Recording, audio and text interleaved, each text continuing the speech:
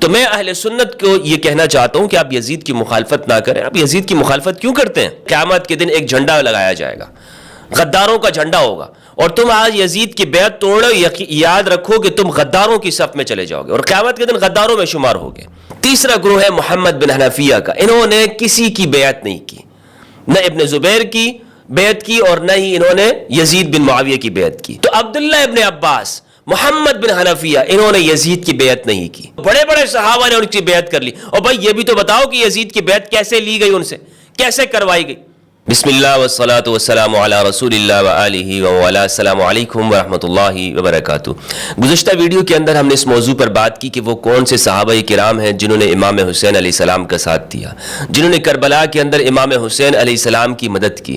میں نے آپ کے سامنے عرض کیا تھا کہ وہ تقریباً 11 سے 12 صحابہ کرام کے نام ہیں جو میں نے آپ کے سامنے پیش کر دیے، جنہوں نے امام علی مقام ابو عبداللہ سید الشہداء علیہ السلام کا ساتھ دیا اور مدد اور نصرت کی. آج اس ویڈیو کے اندر ہم ان صحابہ کے بارے میں بات کریں گے کہ جنہوں نے یزید کی بیعت کی.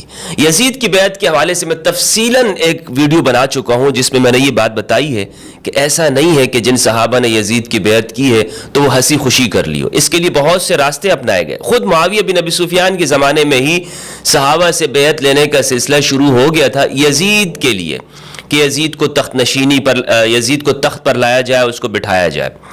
تو یہ صرف اس لیے جو شخص آپ سے یہ کہتا ہے نا کہ صحابہ نے یزید کی بیعت کر لی تھی، اسے میری یہ ویڈیو دکھائیں، یہ حوالے اسے بتائیں، بخاری کی یہ روایت اس کے سامنے پیش کریں جو میں نے آپ کے سامنے رکھی کہ عبداللہ ابن عمر کو بھی ڈرایا گیا، عبداللہ ابن عمر کو بھی کہا گیا کہ اس حکومت، اس امر خلافت کے حقدار ہم ہیں، اور اس شخص سے کوئی سر تو اٹھا کے دیکھ لیں، ہم اس کے باپ سے اور اس سے زیادہ حقدار اس امر حکومت کے ہم ہیں. سیر اعلام النبلاء کے حوالے میں نے آپ کو دیے، ذہبی کے، ابن کثیر کے حوالے دیے کہ یہ بیعت صرف اور صرف ایسا نہیں تھا کہ لوگوں سے ہنسی خوشی لے لی گئی اور لوگوں نے راضی برضا بیعت کر لی، نہیں، اس کے لیے مختلف طریقے اپنائے گئے. تو آج اس ویڈیو کے اندر ہم یہ بات کریں گے کہ وہ کون سے صحابہ ہیں جنہوں نے یزید کی بیعت کی تھی. سب سے پہلے تو اس میں نام، بڑا نام جو آتا ہے وہ عبداللہ ابن عمر کا ہے. دوسرا نام نعمان بن بشیر کا ہے. تیسرا نام کچھ لوگ لیتے عبداللہ ابن عباس کا اور محمد بن حنفیہ کا. تو یہاں میں اس پر تفصیلاً بات کرنا چاہتا ہوں. سب سے پہلے تو ہم یہ بات کرتے ہیں عبداللہ ابن عمر کا. تو عبداللہ ابن عمر وہ شخص ہیں کہ جنہوں نے یزید کی بیعت کی. معاویہ بن ابی سفیان نے جب اپنے دور حکومت میں عبداللہ ابن عمر کے سامنے یہ بات رکھی کہ آپ یزید کے لیے بیعت کر لیں، تو عبداللہ ابن عمر نے کہا کہ ایک وقت میں 2 خلیفوں کی بیعت نہیں ہو سکتی، اس لیے میں اس وقت تو بیعت نہیں کر سکتا. لیکن جب بہت سارے مسلمانوں نے اگر یزید کے اوپر بیعت کر لی تو پھر میں مسلمانوں کی اجتماعیت کو توڑنے والا نہیں بنوں گا، میں بھی اس کی بیعت کر لوں گا. تو معاویہ بن ابی سفیان کے جانے کے بعد یزید بن معاویہ کی بیعت عبداللہ ابن عمر نے کر لی، اور عبداللہ ابن عمر اس میں بہت پیش رہتے تھے. صحیح بخاری کی روایت ہے 7111. اس روایت کے اندر میں آپ کو پیش کرتا ہوں، اور یہ نافع سے روایت ہے. وہ کہتے ہیں کہ جب مدینہ کے اندر یزید بن معاویہ کی بیعت کو لوگوں نے توڑ دیا تو ابن عمر نے اپنے گھر والوں کو، اپنے خادمین کو، اپنے جو وہاں پہ لڑکے تھے ان کو جمع کیا اور ان کو کہا کہ میں نے نبی کریم صلی اللہ علیہ وآلہ وسلم کو یہ فرماتے ہوئے سنا ہے. یعنی سب لوگوں نے بیعت توڑ دی تھی اور کربلا کا حادثہ ہوا تھا، اور یہ 63 ہجری کا واقعہ ہے. کربلا 61 ہجری میں ہوئی اور یہ مدینہ کے اندر جو لوگوں نے انقلاب آیا تھا وہ 63 ہجری میں ہوا. اور اس کے بعد واقعہ ہرہ ہوا ہے کہ جو واقعہ ہرہ مدینہ کے اوپر یزیدیوں نے حملہ کیا اور سب کچھ انہوں نے تباہ و برباد کر دیا. تو عبداللہ ابن عمر نے لوگوں کو جمع کیا اور کہا کہ دیکھو تم لوگ یزید کی جو بیعت توڑنے جا رہے ہو اور یہ پلاننگ کر رہے ہو کہ ہم اس کے خلاف انقلاب لاتے ہیں، میں نے رسول اللہ کو یہ فرماتے ہوئے سنا ہے، آپ نے فرمایا ينصب لكل غادر لواء يوم القیامہ، کہ ہر غدار کے لیے قیامت کے دن ایک جھنڈا لگایا جائے گا، غداروں کا جھنڈا ہوگا، اور تم آج یزید کی بیعت توڑو، یاد رکھو کہ تم غداروں کی صف میں چلے جاؤ گے اور قیامت کے دن غداروں میں شمار ہوگے. تو عبداللہ ابن عمر نے لوگوں کو منع کیا، یعنی سختی کے ساتھ عبداللہ ابن عمر اس بات کے اوپر کاربند ہے کہ یزید یہ ولی الامر ہے، اور ولی الامر کی بیعت سے نکلنا یہ اللہ اور اس کے رسول کی بیعت سے نکلنا ہے. آگے یہ کہتے ہیں وَإِنَّا قَدْ بَايَعْنَا هَذَا الرَّجُلَ عَلَى بَيْعِ اللَّهِ وَرَسُولِهِ، اور ہم نے یزید کی بیعت اللہ اور اس کے رسول کی بیعت کے اوپر کی ہے. عبداللہ ابن عمر صحابی ہیں لیکن یزید کی بیعت کو اللہ اور اس کے رسول کی بیعت قرار دے رہے ہیں. تو میں اہل سنت کو یہ کہنا چاہتا ہوں کہ آپ یزید کی مخالفت نہ کریں. آپ یزید کی مخالفت کیوں کرتے ہیں؟ آپ ایک طرف تو کہتے ہیں کہ صحابہ کے پیچھے چلنا چاہیے، تو عبداللہ ابن عمر کے پیچھے چلیں. عبداللہ ابن عمر صحابہ میں سے ہیں، اور یہ یزید کی بیعت کو اللہ اور اس کے رسول کی بیعت قرار دیتے ہیں.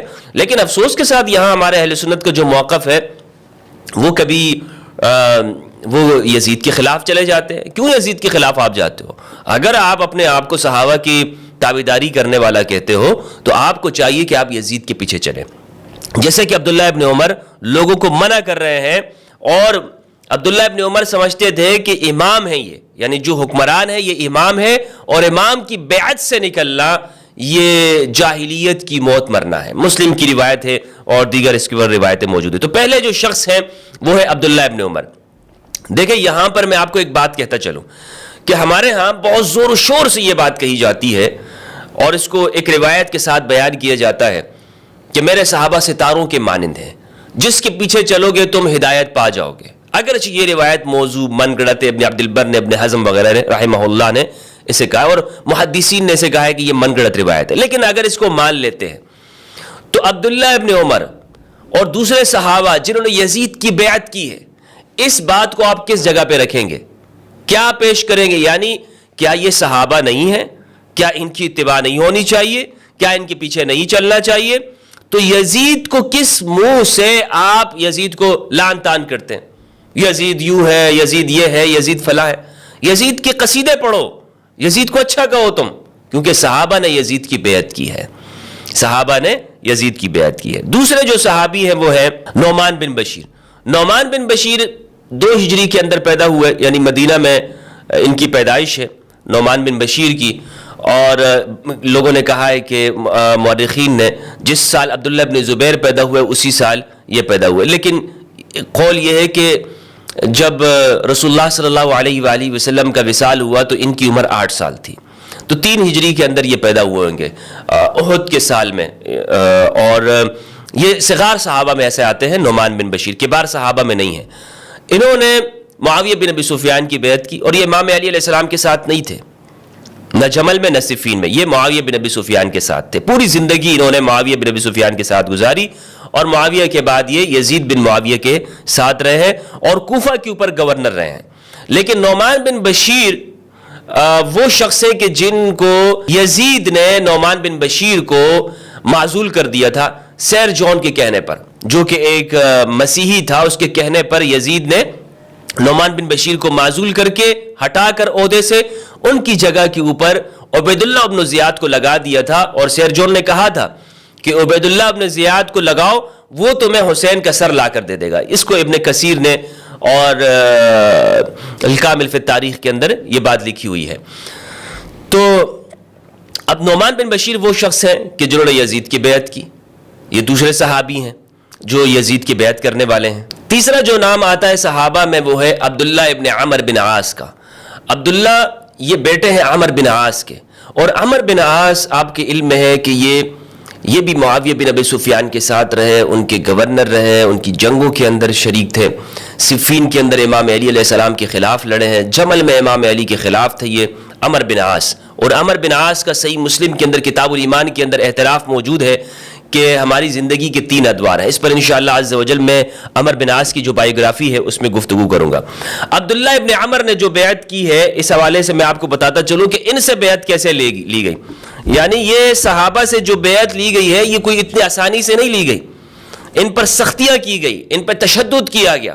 عبداللہ ابن عمر بن عاص کے لیے کی بیعت کا واقعہ یہ مناظر احسن گیلانی نے اپنی کتاب ابو حنیفہ کی سیاسی زندگی کے اندر اسے لکھا ہے، اور اسے ہمارے سیر اور اعلام کی جو کتابیں ہیں جو صحابہ کی بائیوگرافی لکھی گئی ہے اس میں یہ بات موجود ہے. میں یہاں اردو میں آپ کو پیش کرتا ہوں.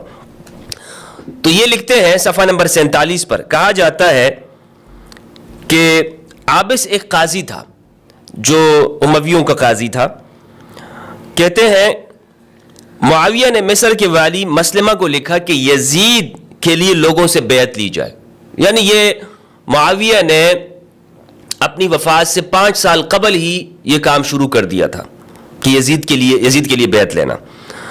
حسب الحکم جیسا حکم پہنچا مسلمہ نے بیعت لینی شروع کی، اور تو کسی طرف انکار نہیں ہوا، لیکن مشہور صحابی عبداللہ ابن عمر بن عاص جو فاتح مصر عمر بن عاص کے مشہور صاحبزادے ہیں، علم اور فضل اور علو سیرت میں لوگوں نے باپ پر بھی انہیں ترجیح دی ہے، یعنی ان کی سیرت اور کردار ایسا ہے کہ باپ سے بھی آگے ہیں، اور یہ بات بالکل سچ ہے۔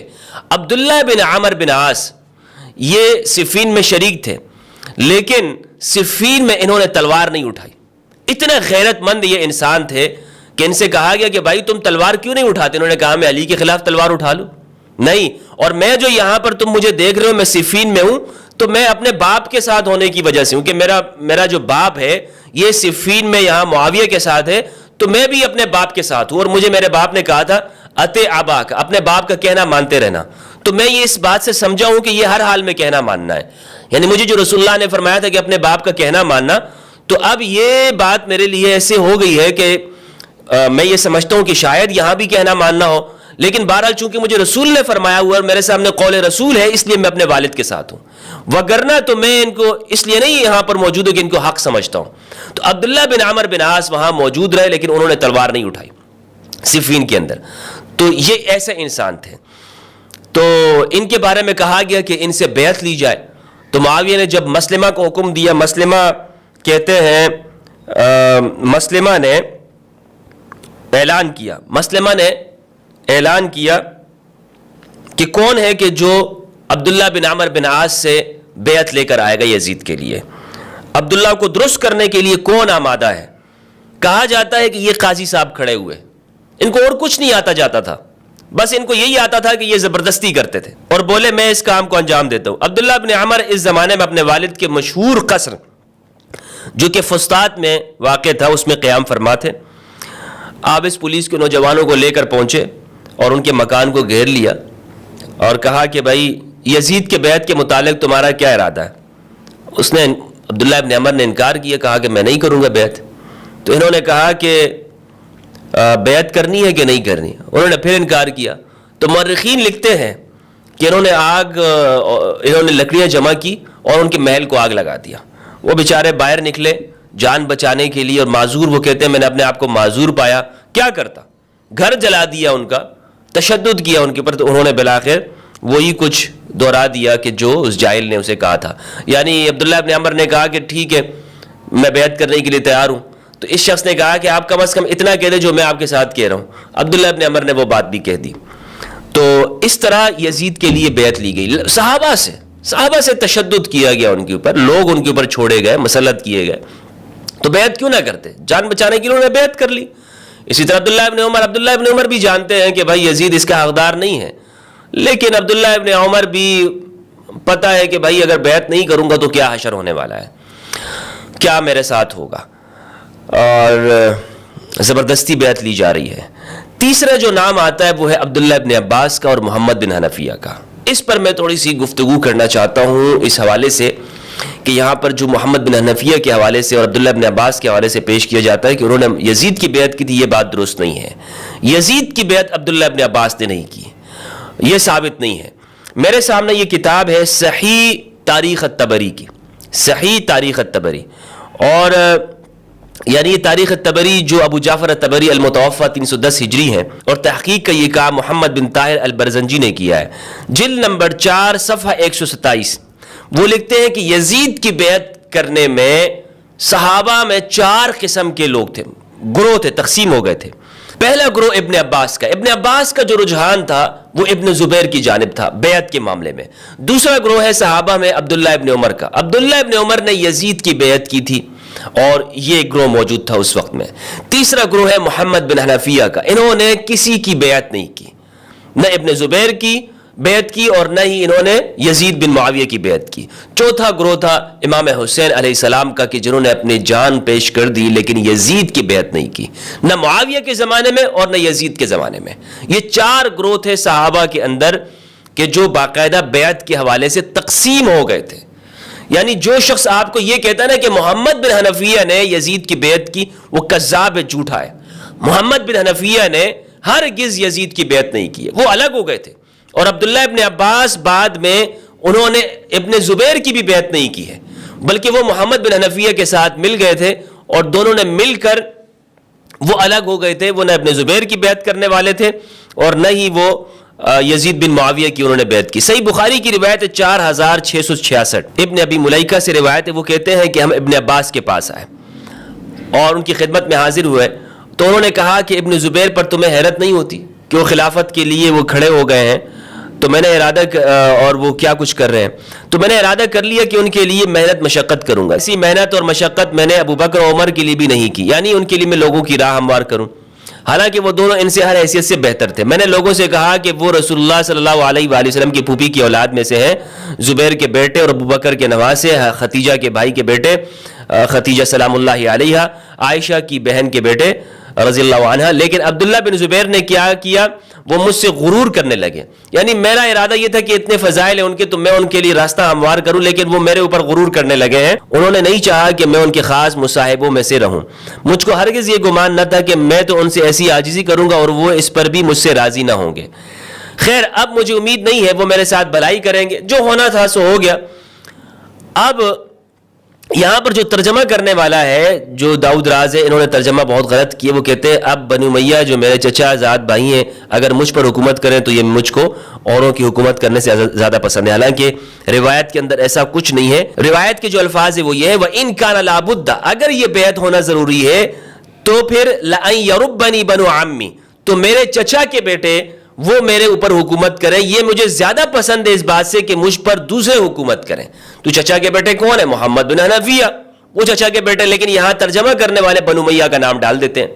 یہ تعریف کرتے ہیں یہ لوگ ترجموں کے اندر. تو عبداللہ ابن عباس، محمد بن حنفیہ، انہوں نے یزید کی بیعت نہیں کی. باقی لوگوں نے یزید کی بیعت کر لی. میں نے آپ کو نام بتایا. اور انہوں نے کیوں بیعت کی؟ وجہ بھی تو بتاؤ نا. ناسبیو، مولویو، تم کیوں لوگوں کے سامنے جھوٹ بولتے ہو؟ یزید کی بیعت کر لی. یزید اس کی حمایت ثابت کرنے کے لیے تم یہ کہتے ہو بڑے بڑے صحابہ نے ان کی بیعت کر لی. اور بھائی یہ بھی تو بتاؤ کہ یزید کی بیعت کیسے لی گئی، ان سے کیسے کروائی گئی؟ جس طرح ظالم حکومتوں کے اندر ہوتا ہے. ظالم حکومتوں کے اندر یہ جو مذہبی طبقہ ہے نا، لوگ مذہب سے کیوں چھڑ کھاتے ہیں؟ پھر جو ہمارا نوجوان طبقہ ہے وہ اسی لیے کہ یہ مذہبی لوگ جھوٹ بولتے ہیں، جھوٹ آدھی باتیں لوگوں کے سامنے پیش کرتے ہیں. اتہامات، الزامات لگانے میں واللہ باللہ ان سے بڑا درندہ کوئی نہیں ہے. جو مذہبی طبقہ ہوتا ہے یہ بہت بڑے درندے ہوتے ہیں، جس طرح جھوٹ بولتے ہیں، دین میں تحریفات کرتے ہیں. اب یہ دیکھیں ترجمے کے اندر تحریف کر دی، بالکل بدل کے رکھ دیا. مفہوم ہی بدل جائے گا. بھائی آپ لوگ دیکھیں اچھا ابن عباس نے بنو امیہ کی حمایت کی ہے. ابن عباس نے کوئی بیعت نہیں کی ہے. اور محمد بن حنفیہ نے رضی اللہ عنہما، انہوں نے کوئی بیعت نہیں کی ہے یزید بن معاویہ بن ابی سفیان کے. تو جن صحابہ نے بیعت کی تھی ان کے نام میں نے آپ کو بتا دیے: عبداللہ ابن عمر، عبداللہ ابن عمر بن عاص، نعمان بن بشیر. ان لوگوں نے یزید بن معاویہ کی بیعت کی. اور جن باقی لوگوں نے جو بیعت کی تھی صحابہ نے، انہوں نے بھی واقعہ کربلا کے بعد یزید کی بیعت کو توڑ دیا. اور مدینہ کے اندر بہت بڑا انقلاب آیا جس میں 10,000 صحابہ کو مسرف بن عقبہ، مسلم بن عقبہ ان کا نام مسلم ہے لیکن محدثین اسے مسرف کہتے ہیں، انہوں نے صحابہ کرام کو بڑی تعداد کو انہوں نے شہید کیا. تو یہ اس حوالے سے گفتگو تھی. پروردگار سے دعا ہے اللہ کریم ہم سب کو قرآن مجید میں تدبر کرنے اور اہل بیت کی معرفت عطا فرمائے. والسلام علیکم ورحمۃ اللہ وبرکاتہ.